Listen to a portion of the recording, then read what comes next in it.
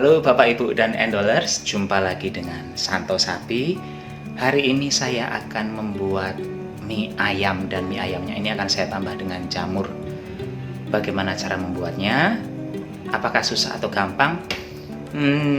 Nggak susah sebenarnya. Dan untuk kali ini pun saya tidak akan menggunakan mecin-mecinan ya, MSG ataupun bubuk-bubuk kaldu jamur instan kayak gitu. Jadi hari ini saya betul-betul menguji kemampuan saya memasak, apakah saya bisa masak tanpa benda-benda itu atau tidak. Ya wis, langsung dicapcus nggih. Bantu subscribe dulu, bantu subscribe, like dan komennya ya, yang positif yang saya harapkan. Ya wis, langsung dicus. Bapak Ibu dan Endolers, untuk membuat mie ayam jamur versi Santo Sapi, saya membutuhkan mie basah. Ini mie basahnya kemarin saya beli di supermarket. Ini belinya cuman 1/4 kilo ya, ini 4.600 1/4 kilonya. Lalu saya akan memakai ayam, ini ayam dan ini tulang-tulangnya. Tulang-tulangnya nanti akan saya gunakan untuk bikin kaldunya. Lalu saya pakai jamur yang sudah saya beli lama nih kemarin, sisa dari bikin bakcang. Bumbunya saya ada bawang merah, bawang merahnya saya agak banyak. Bawang putih, ini bawang putih lebih banyak lagi. Saya juga pakai jahe. Saya pakai peka dan cengkeh sedikit untuk kaldunya nanti supaya tidak terlalu amis. Pakai lada bubuk. Ini saya ada sisa jamur yang lain dan ini akan saya gunakan juga. Ada caisem, ada daun bawang dan seledri. Sementara untuk saus-sausannya saya pakai kecap asin. Ini kecap asin buatan sendiri yang kemarin itu. Saus tiram. Lalu saya pakai seasoning Maggi. Terakhir pakai minyak wijen. Minyak wijen yang saya buat kemarin udah habis. Ini pakai minyak wijen yang botolan lagi. Dah, itu saja bahan-bahannya. Sebagai langkah awal saya akan merebus air, sedikit saja airnya. Ini nanti akan kita gunakan untuk memblansir si tulang ayam ya. Memblansir itu jadi memasukkan ayam hingga airnya mendidih, dibuang dan diganti dengan air baru lagi. Bisa juga dengan cara yang seperti biasa saya lakukan, sebenarnya membuang busanya, tapi itu memerlukan waktu yang lebih lama karena kerjaan saya masih banyak. Jadi saya akan menggunakan cara yang pertama. Dan merebus tulangnya itu akan saya lakukan selama proses membuat video ya. Jadi saya akan menggunakan salah satu tungku untuk merebus si tulang supaya kaldunya betul-betul keluar. Saya masukkan tulangnya. Ini enggak terlalu banyak, kalau ada sih pakai kaki ayam lebih enak ya, lebih manis nanti kaldunya. Cuman berhubung saya punya tulang-tulang sisa daging yang saya ambil tadi, ya udah ini aja. Ini tunggu sampai mendidih 2 kali paling enggak, langsung dimatikan kompor, buang airnya. Ini udah mengeluarkan busa seperti ini, langsung kita ganti airnya. Di rebusan yang kedua ini saya menambahkan bunga lawang sama cengkeh tadi, saya masukkan. Dan sedikit irisan jahe. Udah, ini dimasak terus sampai proses saya membuat video ini selesai ya. Langkah berikutnya saya akan mencincang bawang putih dan bawang merah. Bawang putih dan bawang merah ini nanti akan kita jadikan minyak bawangnya. Jadi tidak perlu diiris halus-halus betul ya, dicincang aja. Bila sudah dicincang begini, pindahkan ke tempat yang lain dulu. Selanjutnya kita mencincang bawang merah.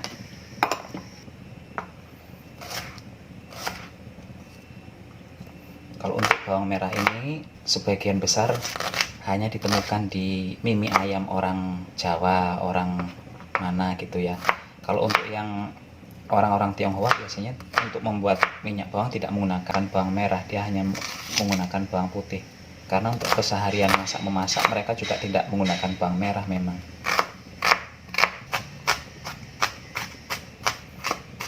Setelah bawang putih dan bawang merah dicincang, selanjutnya saya akan menumis bawang putih dulu.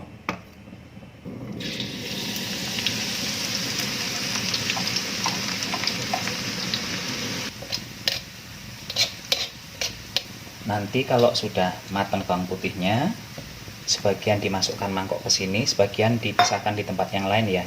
Yang dimasukkan mangkok itu nanti dikasih minyak goreng sisa menggoreng bawang merah bawang putih ini, dan yang ditaruh di tempat lain digunakan untuk taburan di bagian atasnya nanti pas sudah jadi mie ayamnya.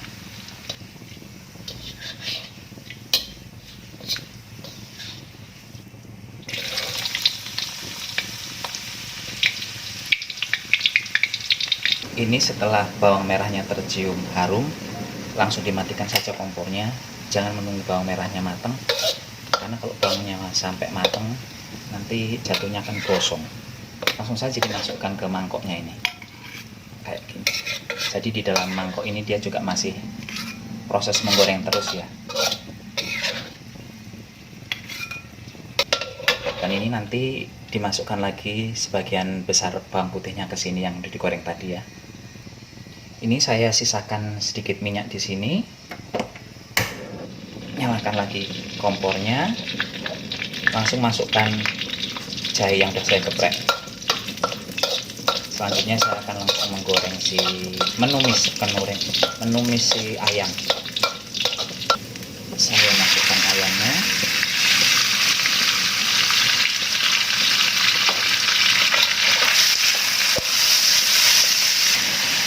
Tambahkan sekitar setengah gelas air.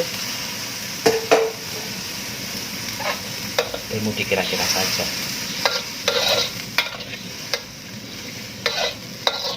Selanjutnya saya tambah seasoning dari si Maggi. Saya tambah kecap asin buatan Santo Sapi, minyak wijen. Oh iya, saya lupa bilang, kita juga butuh kecap manis ya. Lupa, nanti ini tambah kecap manis juga. Ini saus tiram sekitar 1 sendok makan. Agak banyak saya membuat saus tiramnya di sini. Ini api saya kecilkan saja, biar kaldu dari si ayam ini juga keluar, nggak buru-buru matangnya. Saya tambahkan merica.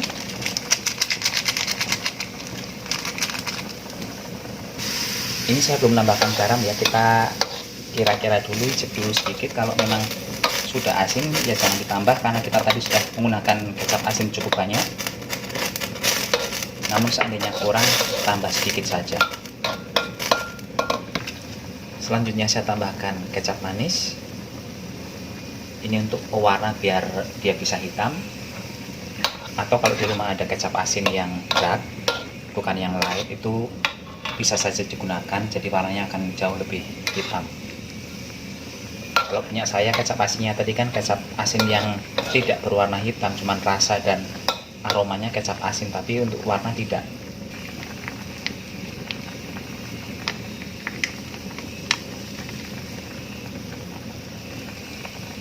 Sambil menunggu airnya menyusut, saya akan mengiris-iris jamur. Ini akan saya iris jadi 3 atau 4 gitu ya.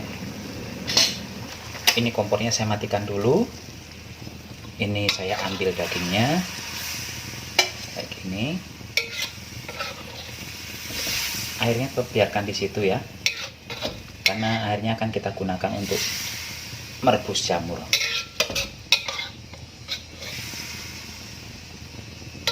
Ini kita memasak praktis mie ayam, bukan yang ribet. Nyalakan lagi kompornya, masukkan jamur yang putih juga saya masukkan. Lupa saya namanya jamur apa ini ya.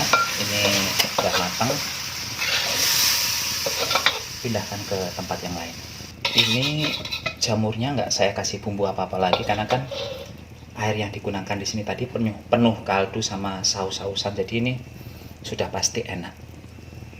Sekarang saya lagi merebus caisim.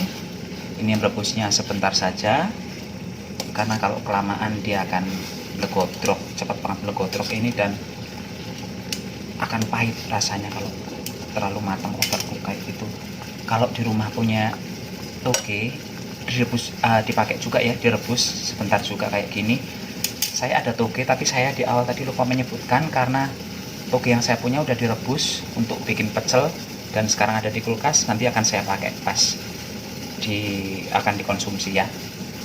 Sekarang bahan utamanya akan saya rebus. Ini semoga mie-nya bagus karena saya belum pernah nyoba beli mie di supermarket dan ini belinya di supermarket kemarin. Ini saya rebusnya nggak sampai 1 menit untuk mie-nya ya, sebentar aja. Setelah semua dipersiapkan, sekarang kita tinggal mengolah si kaldu. Ini saya kasih garam seperempat sendok teh aja, sedikit saja, nggak perlu banyak-banyak. Ini kalau mau dikasih roiko, masako, ataupun kaldu jamur dijamin enak. Tapi untuk menu kali ini saya pun tidak akan menggunakan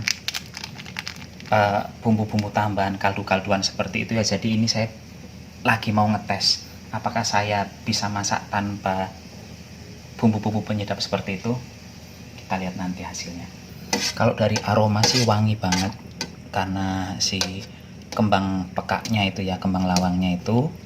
Dan ini tidak ada aroma amis juga karena jahenya sangat membantu.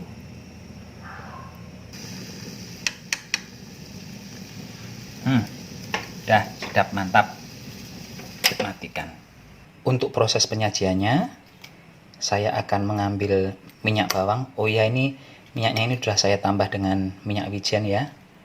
Ini begini. Lalu saya tambah kecap asin sedikit. Diaduk. Berikutnya masukkan mie secukupnya ya, mie yang mau dipakai. Jangan kebanyakan, jangan terlalu sedikit juga. Ini selanjutnya diaduk untuk meratakan minyak yang sudah kita taruh di bagian bawah tadi.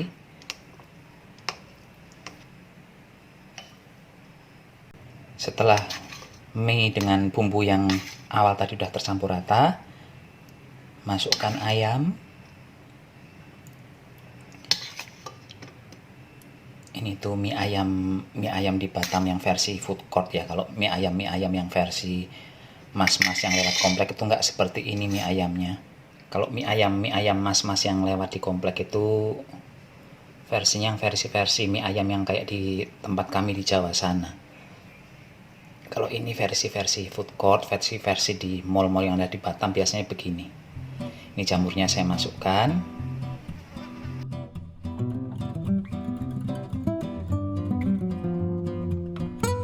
Selanjutnya saya beri sedikit toge.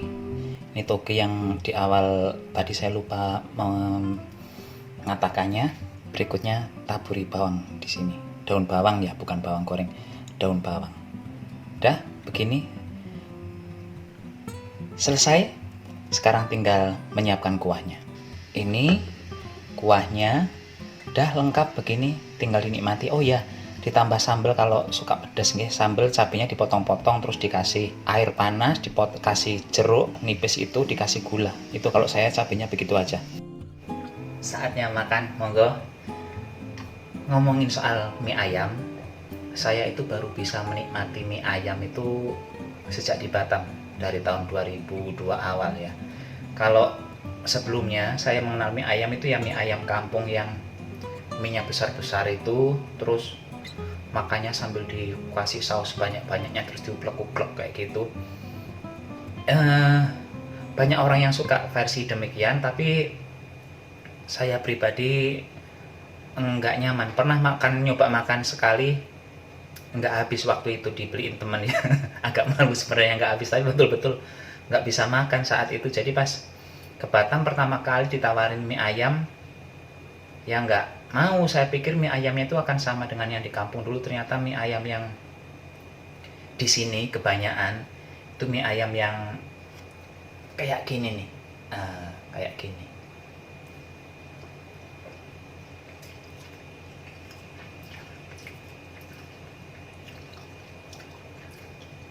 Ini rasanya mirip-mirip dengan yang dijual sama Koko sama CC di food court kayak gitu.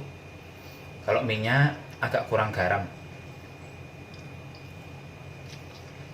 Tapi kalau dimakan sama si ayamnya, satunya pas, enak banget.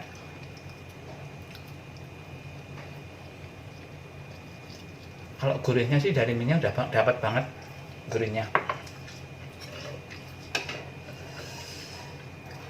Dan saya seneng mie ayam di sini ya karena ada kuahnya begini.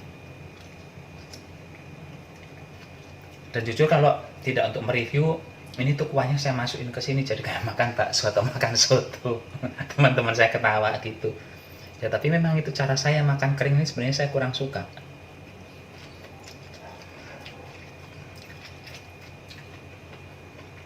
Kalau jamurnya sebenarnya saya akan menggunakan jamur ini, jamur shiitake. Jujur ini sebenarnya malah merusak rasa. Kalau yang jamur yang panjang-panjang ini oke, karena dia tidak menghasilkan aroma yang menyengat. Kalau yang shiitake ini kan seperti yang saya bilang di video pas bikin bakcang itu, dia perpaduan antara jamur so sama pete. Itu ini bakmi ayam jamur saya baunya kayak pete. Silahkan coba di rumah, gampang bikinnya. Yang penting bisa memanage mana yang harus dikerjakan lebih dahulu, ya. Ini kalau mau ditambahin masako, roiko atau kaldu ayam lebih top markotop. Ya udah. Demikian tadi acara masak-memasak kita hari ini.